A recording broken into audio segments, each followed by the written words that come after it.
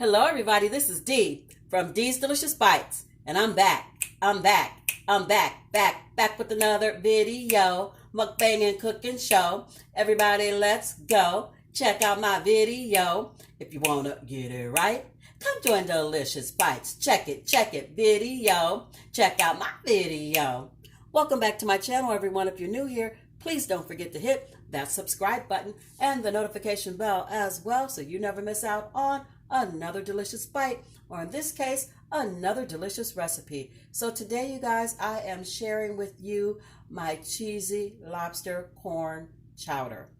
This recipe came about because today I was going to make fried lobster and some fried shrimp and some carrot fries. I had a whole menu planned, but then I realized I had corn that was trying to go left, and it's starting to dry out a little bit. And I'm like, well, it's dried out to the not bad, but it's drying out to where I can't really just eat it on the cob, but I could put it in a corn chowder and it would be just fine. So we're having lobster corn chowder today.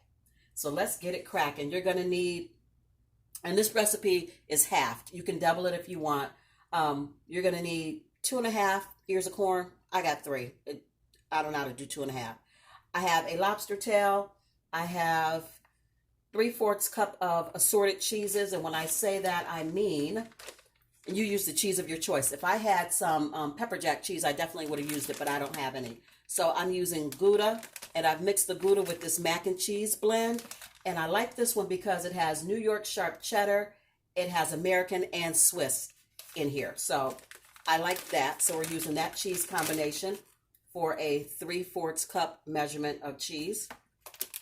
I am also using some chopped up bacon, and I have 2 slices of chopped up bacon.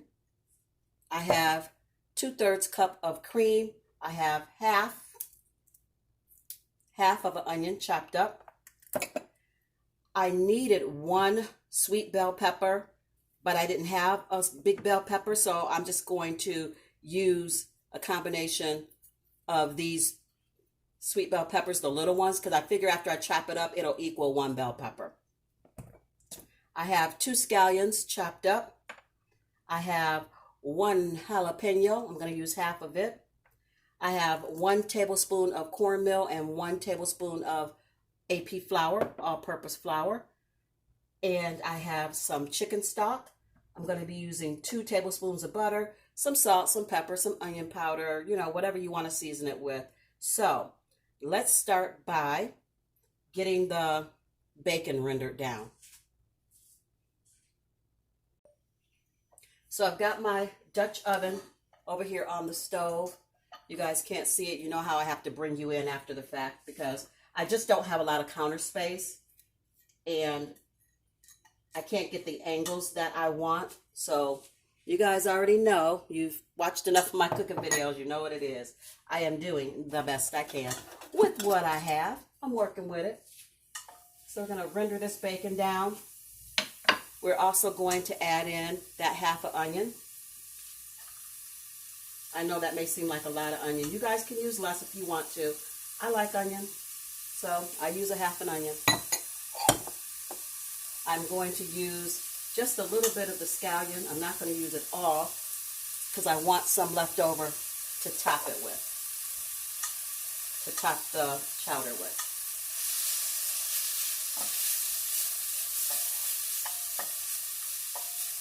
So you guys, it is Sunday. It won't be when you get this video. I hope you are all doing well, blessed, and highly favored. I am going to take my kitchen towel and cover my canisters because we're going to slice this corn off this cob and the juice tends to go everywhere. It just does. It makes a mess. And so I've realized the best way to keep from having to clean all that up and wash all that down is just to cover it so that I don't have to go through all of that. I will have enough cleaning to do when I'm done cooking. So I try to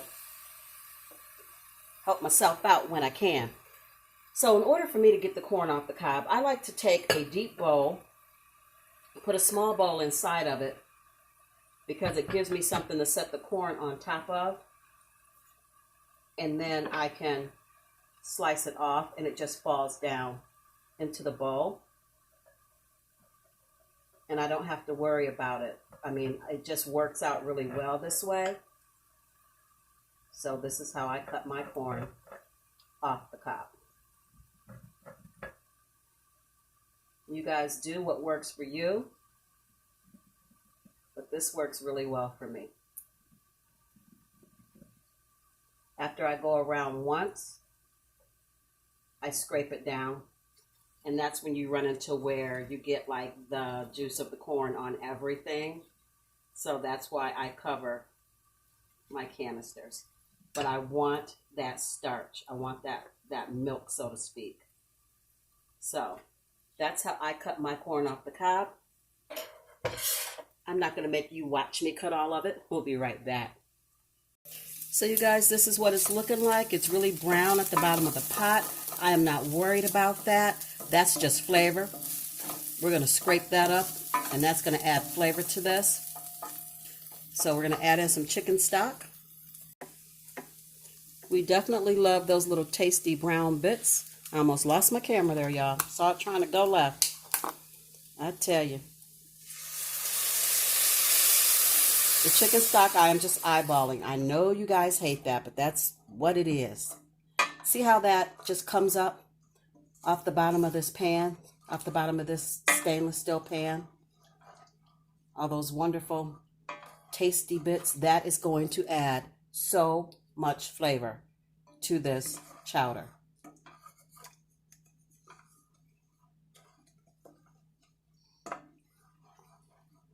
I'm going to add in some more chicken stock.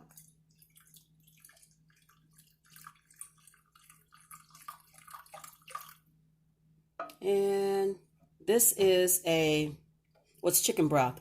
This is a 32-ounce carton. I'm going to say I added not even half. And I may add some more. Matter of fact, I know I will, because the cream is only, how much cream did I say? 2/3 of a cup. So I'm going to need more liquid than this. So anyway, let's let this do what it's going to do. A little more stock. Smells good. Onion, bacon. You know it's going to smell good. So let that do its thing while we chop up this bell pepper. I'm going to leave the chicken stock out because we may revisit it. We're going to see.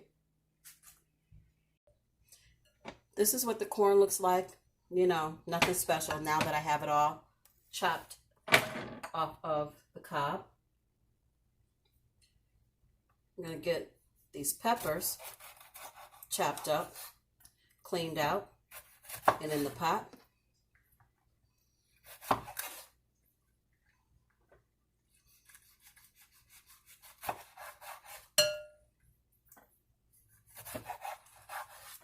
And we'll be back. So I've got all my peppers chopped up, and I'm adding them to the pot.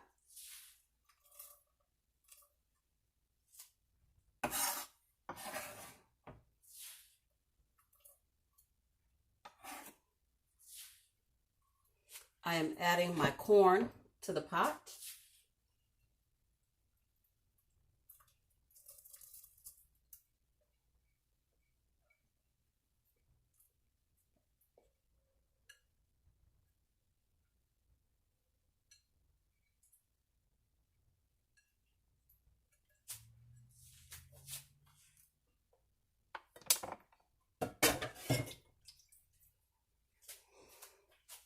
And I'm going to give it a stir, turn it up a little bit because I turned it down while I was chopping.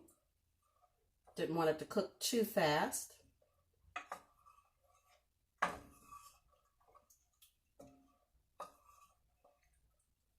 I did add a little more chicken stock. So we are now at half a box or 16 ounces of chicken stock.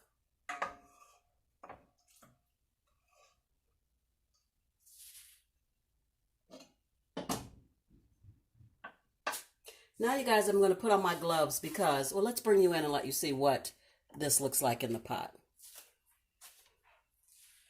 This is what it's looking like so far.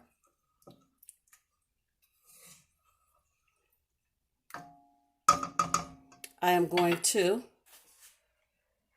go ahead and cut up my jalapeno. So, I need to put my gloves on for that. I can get you back sitting right.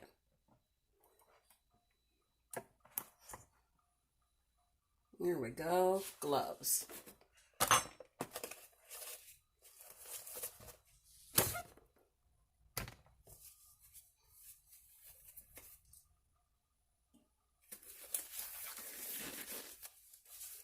Definitely want to wear your gloves if you're working with jalapeno pepper. That's not something anybody wants in their eye. Not at all. So, glove up, people. I'm only going to use half of this. And I guess I'm going to use the half with the with the bell pepper on it. I do like to take out the membrane and the seeds. If you want it super duper hot, leave it in. I don't. I want it spicy, but I don't want it so hot that I can't eat it. I'm not a big spice person. You guys already know. I can't do it. And I don't want to do it. I mean, it doesn't taste good to me to have something so hot it burns your mouth. I can't enjoy my food like that. So, I am not a spice person. I'm fine with that. I don't care to be. I don't see the sense in it. I mean, I know some people really like spicy, but if I'm eating something that's so hot it's uncomfortable to eat, then it's not good anymore. So, I don't do spice. Not like that. I mean, I do a little hot sauce here and that little hot sauce. But that's pretty much it for me. I can't. But I applaud those who do. I'll be like, you go ahead, you go ahead. I can't be burning my insides up. Fool around be having ulcers and all kind of stuff. I can't. Too old. My body said no. The way my stomach's set up, my esophagus, I can't do it.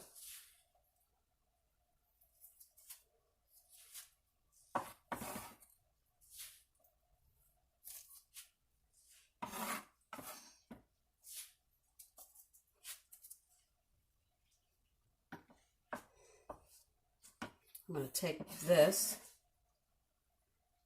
all these hot peppers, pepper seeds and membrane, and put it in this glove so I can throw it away and not get it on my hands.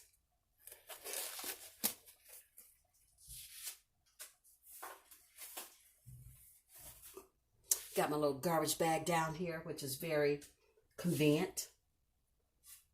Okay, so while this is doing its thing, I am going to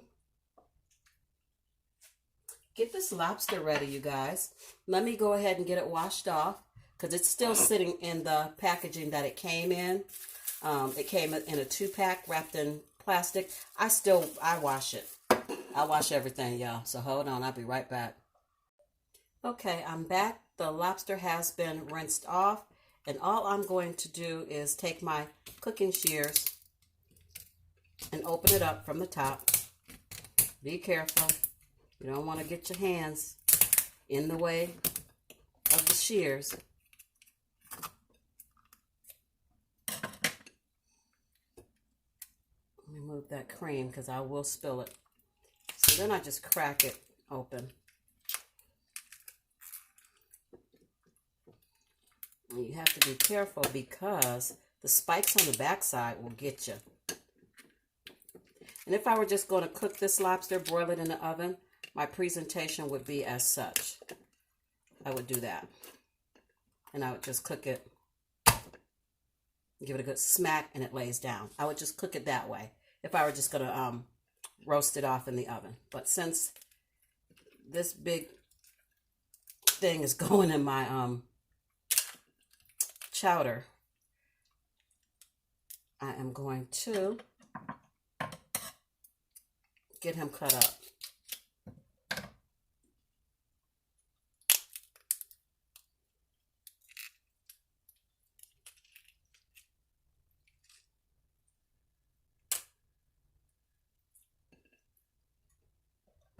These pieces, I don't know what that is, like the fan or the tail or the whatever. I don't like it. It don't cook up well, so I just snip it right off of there. And then I'm left with this beautiful whole lobster tail. And I just chunked the meat up with the scissors. Let's go ahead and split it down the middle and cut the meat up, and it will be the last thing that goes into the pot because it really is not going to take that long to cook. And you don't want to cook it ahead of time because you don't want to overcook it and make it rubbery. So you are going to add it to the pot uncooked, and it will be cooked in like 4 or 5 minutes. It'll be done. It will turn white and it will be done.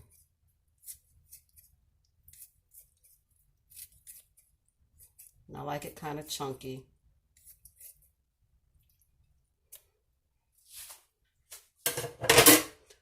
I gotta wash my hands, guys. Give me 1 second. All right, guys, I am back, and I am going to now add the cream to the pot. Slowly. You don't want it to curdle. You could temper it.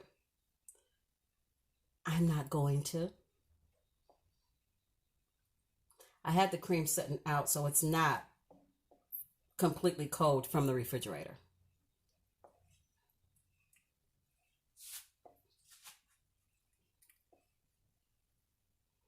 Just slowly add in that cream, stirring the whole time, super slow.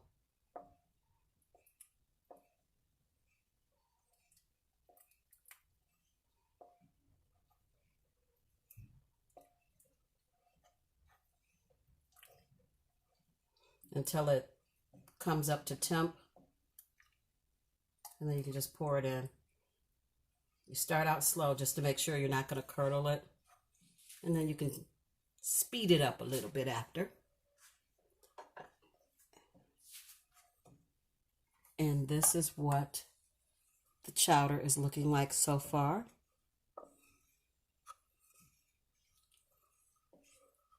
Beautiful color.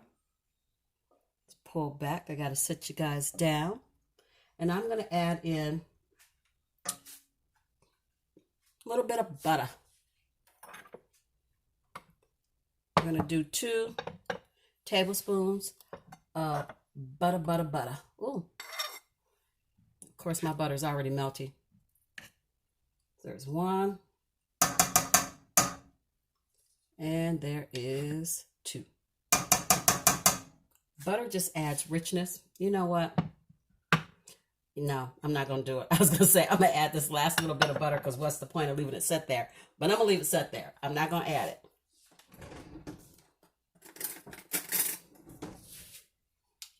Let's get this butter out of here.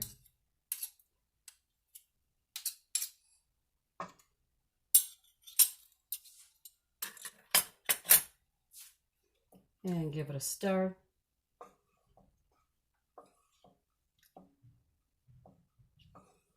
Now you want to taste it for seasoning, if you need salt or anything like that. And I haven't added any salt or white pepper or anything like that to this yet. I just added in the butter.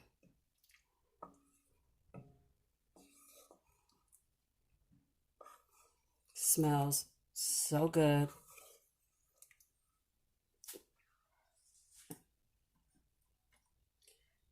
Let me taste for season.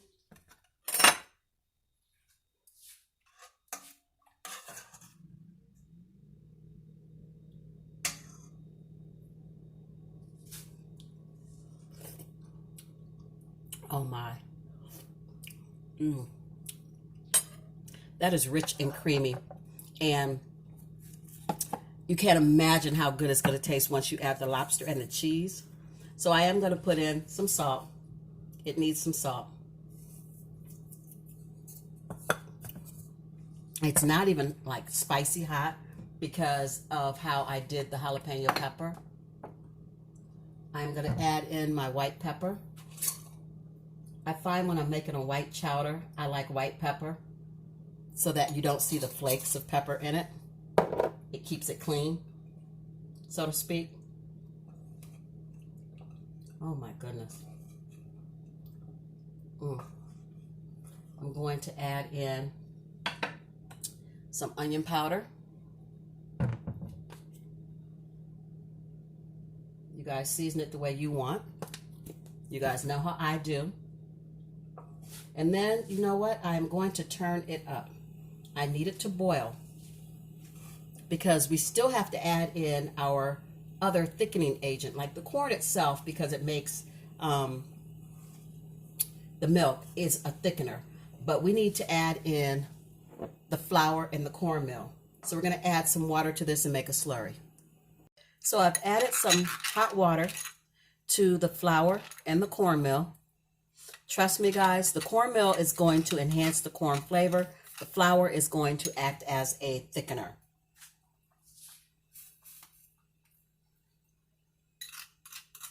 Just going to put that in here.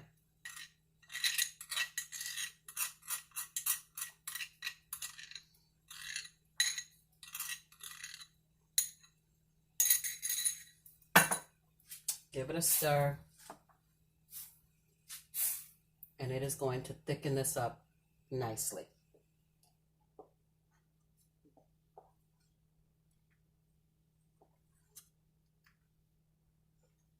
I'm going to cover it, let it simmer, and then we're going to drop the lobster in at the very last little bit.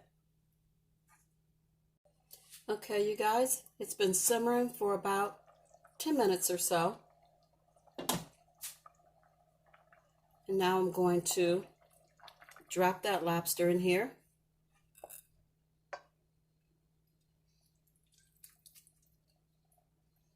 You want to get every bit of it.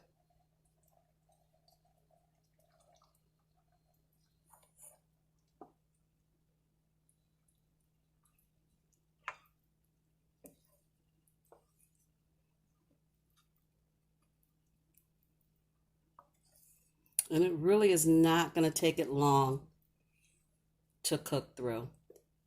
Seafood cooks so quickly. This would be good with some scallops or some shrimp.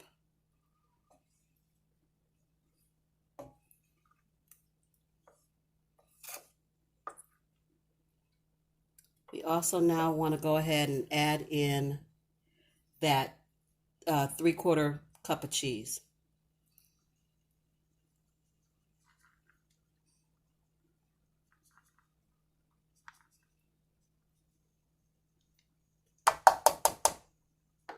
Get that mixed in there. You can add more cheese if you like. I should have saved some of the bacon. I wasn't thinking about it. The recipe doesn't call for it, but, you know, just for presentation, I should have saved some of the bacon to go on top. Oh my goodness. Look at that. Those chunks of lobster in there.